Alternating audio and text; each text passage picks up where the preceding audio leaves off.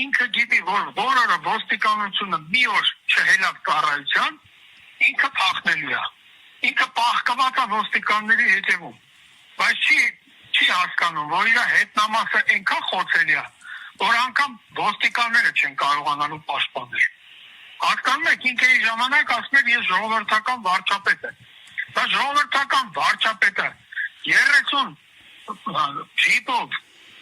2 կիլոմետր ճանապարհ կանցնի, չի վախենում ես ելնես մանգաս ժողովրդի մեջ։ Թող գա ես ու ինքը պլանի գլխից մինչև երիտասարդական մետրո ոտքով իշտենք։ Ես իր անվտանգությունը կապահովեմ։ Ինչ է նշանակում 30 պատավատով մանգալ քաղաքում։ Դա է որ ժողովրդական վարչապետը։ Այնպես որ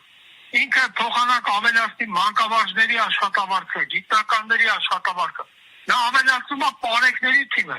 Իսկ այդ պարեկները 90%-ով անգրագետ, այբուբենին չտիրապետող, էլ չասեմ օրենսդրությանը չտիրապետող զանգված է,